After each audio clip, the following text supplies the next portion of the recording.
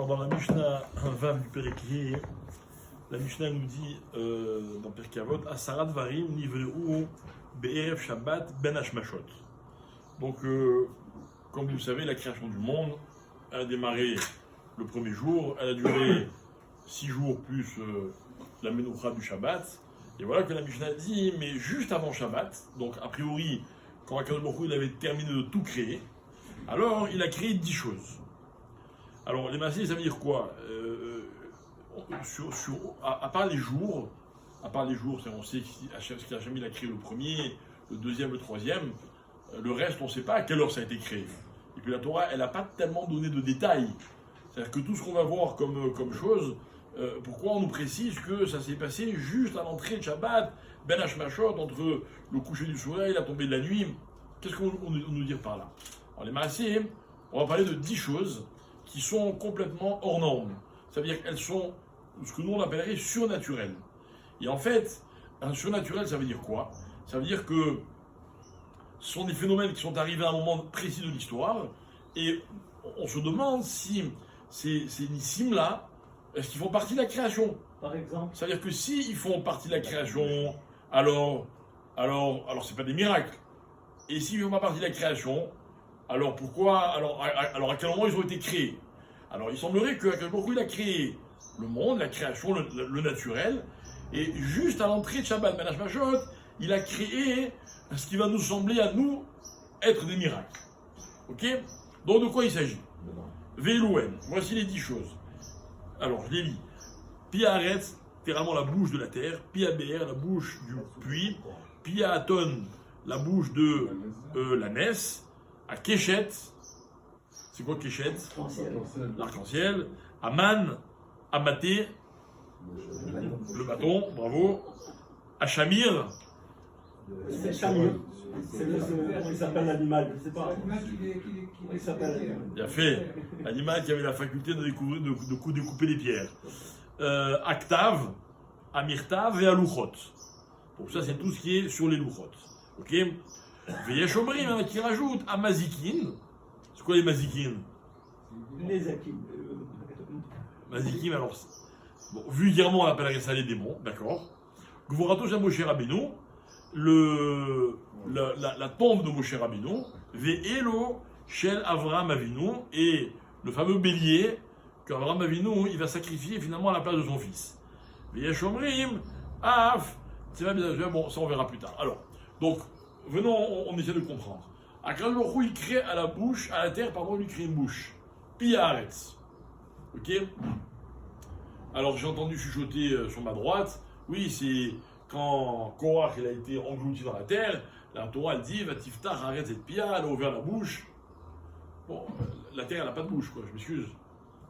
Le mot bouche, je veux bien, il est beau, etc., c'est une image. Mais la terre elle a une bouche. Alors pourquoi la Torah elle dit Pia Aretz? Ensuite, Pia Be'er, la bouche du puits. C'est quoi le puits? Le puits de Myriam.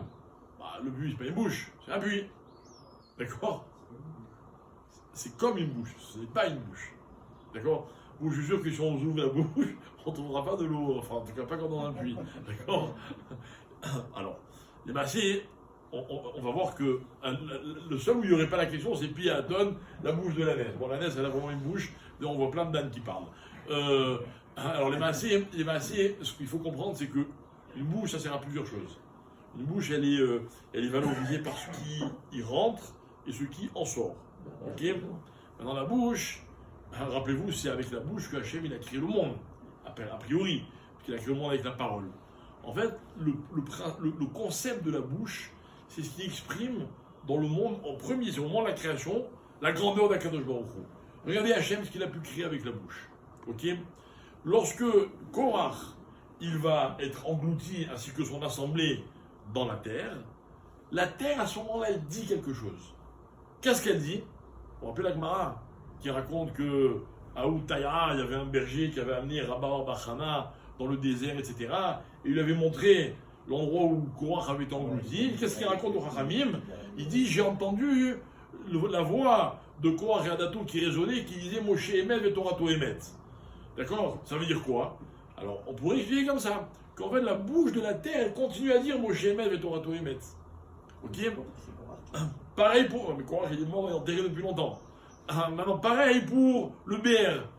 Le BR, c'est quoi? C'est le puits. Le puits, c'est l'eau, c'est la parmassa, etc. Jusqu'à présent, on va voir pareil avec la manne. D'accord? La manne, c'est quoi? Pareil, c'est des nissim qu'on voit tous les jours. Ok? Enfin non, qui ont existé un jour. Et depuis, ces nissim, c'est un petit peu comme s'ils continuaient. Alors après, bon, on peut les étudier chacun son tour. La messe qui parle, pareil, soi-disant le fameux Bilam, qui avait une clairvoyance incroyable, qui était un avis, etc. Et là, tout d'un coup, il ne voit pas devant lui un ange, alors que la messe, elle le voit. Là aussi, pareil. La messe, elle va exprimer une présence d'Hachem que lui-même, il n'a pas été capable, etc., etc. On peut tout expliquer, on va pas y passer la journée. Mais en tout cas, on voit qu'en fait, ce qui est extraordinaire, c'est qu'Akadosh Baruch Hu, il a créé le monde. Mais le monde, il a un fonctionnement naturel. Et le problème du fonctionnement naturel, c'est quoi? C'est qu'on peut toujours tout expliquer sans avoir recours à Hachem.